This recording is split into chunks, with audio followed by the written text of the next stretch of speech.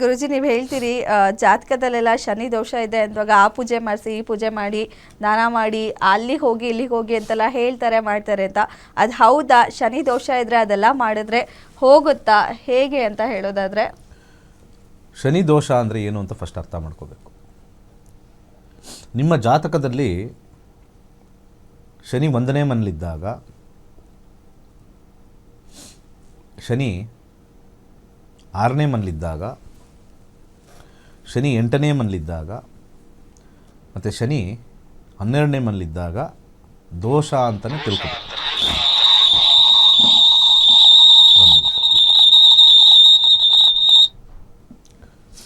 So ಹಾಗೆ ದೋಷ ಅಂತಂದರೆ ಎಲ್ಲಿ ಶನಿ ಕೂತಿದೆ ಅದನ್ನು ಶನಿ ದೋಷ. ಆದರೆ ಈಗ ಸಾಮಾನ್ಯವಾಗಿ ಎಲ್ಲರೂ ಏನು ಮಾಡಿಬಿಟ್ಟಿದ್ದಾರೆ, ಶನಿ ಎಲ್ಲಿ ಕೂತ್ಕೊಂಡ್ರು ದೋಷ ಹೇಳ್ಬಿಡ್ತಾರೆ. ಈಗ ಅದಕ್ಕೆ ಒಂದು ಗೊತ್ತು ಗುರಿ ಇಲ್ಲದೆ ಇರತಕ್ಕಂಥ ಮಾತುಗಳು. ಜನ ಅವರು ದೇವಸ್ಥಾನದಲ್ಲಿದ್ದಾರೆ ಅಂದಿದ ತಕ್ಷಣ ಅವ್ರಿಗೆ ಜ್ಯೋತಿಷ್ಯ ಚೆನ್ನಾಗಿ ಗೊತ್ತು ಅನ್ನೋದು ಬಂದ್ಬಿಡುತ್ತೆ ತಲೆಯಲ್ಲಿ.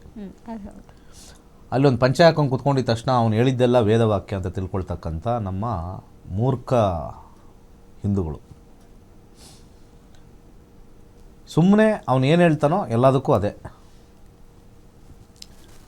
ಶನಿ ಅಂತ ದೋಷ ಯಾಕೆ 1ನೇ ಮನೆ, ಅದನ್ನು ಮಾತಾಡೋಣ. ಯಾವುದೇ ಗ್ರಹ ಲಗ್ನದಲ್ಲಿದ್ದಾಗ 2ನೇ ಮನೆಗೆ ವ್ಯಯಭಾವ, 2ನೇ ಮನೆ ಕುಟುಂಬ ಸ್ಥಾನ, ಹಣ ವಿಚಾರ, ಹಾಗೆ ಆಹಾರ ತಿಂತಕ್ಕಂಥದ್ದು ಎಲ್ಲ 2ನೇ ಮನೆ. ಯಾವಾಗ ಶನಿ 1ನೇ ಮನೆ ಕೂತ್ಕೊಳ್ತಾನೆ, 2ನೇ ಮನೆದೆಲ್ಲ ಲಾಸ್ ಮಾಡ್ತಾನೆ. ಹಿಂದಿನ ಮನೆ ಯಾವಾಗಲೂ ಲಾಸ್, ಯಾವುದೇ ಹಿಂದಿನ ಮನೆ ಲಾಸ್. ಇದು ಮೊದಲನೇದು. ಹಾಗೆ 3ನೇ ಮನೆ 4ನೇ ಮನೆಗೆ ವ್ಯಯಭಾವ. 4ನೇ ಮನೆ ಅಂದರೆ ನಮ್ಮ ವಾಸಿಸ್ತಕ್ಕಂಥ ಮನೆ, ತಾಯಿ, ಕಂಫರ್ಟ್ ಅಂತ ನಾವು ಕರಿತೀವಲ್ಲ, ಕಂಫರ್ಟ್ ಅಂತ ಕೆಡಿಸ್ತಕ್ಕಂಥ ಮನೆ 3ನೇ ಮನೆ. ಶನಿಯಲ್ಲಿ ಕೂತ್ಕೊಂಡು ಅದನ್ನು ಕೆಡಿಸ್ತಾನೆ. ಆವಾಗ ಅದನ್ನು ದೋಷ ಅಂತ ನೀವು ಕರ್ಕೋಬೋದು, ನಾನು ಕರೆಯಲ್ಲ, ಅದನ್ನು ದೋಷ ಅಂತ ಹೇಳೋದಿಲ್ಲ ನಾನು. ಹಾಗೆ 6ನೇ ಮನೆ ಸಂಸಾರಕ್ಕೆ 7ನೇ ಮನೆ, ವಿವಾಹಕ್ಕೆ 7ನೇ ಮನೆ, ಪಾರ್ಟ್ನರ್ಗೆ 7ನೇ ಮನೆ, ಅದಕ್ಕೆ ಹಿಂದಿನ ಮನೆ 6ನೇ ಮನೆ.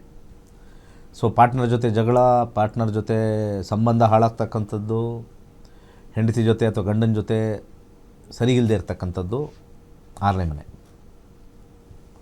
ಇನ್ನು 8ನೇ ಮನೆ ಜ್ಯೋತಿಷದಲ್ಲಿ 1ರಿಂದ 12ರಲ್ಲಿ ದಿ ಮೋಸ್ಟ್ ಡ್ರೆಡೆಡ್ ಹೌಸ್, ಸಮಸ್ಯೆ ಕೊಡ್ತಕ್ಕಂಥದ್ದು, ಹೀನಾಮಾಯನವಾಗಿ ಹಾಳು ಮಾಡ್ತಕ್ಕಂಥ ಒಂದೇ ಒಂದು ಮನೆ. ದೇವರು ಏನು ಮಾಡೋಕ್ಕಾಗಲ್ಲ ಆ ಮನೆಗೆ.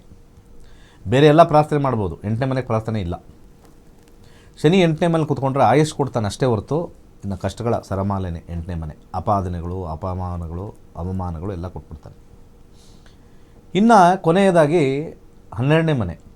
12ನೇ ಮನೆ ಎಲ್ಲರಿಗೂ ಗೊತ್ತಿರ್ತಕ್ಕಂಥ ಹೌಸ್ ಆಫ್ ಲಾಸ್ ಅಂತ ಕರೀತಾರೆ.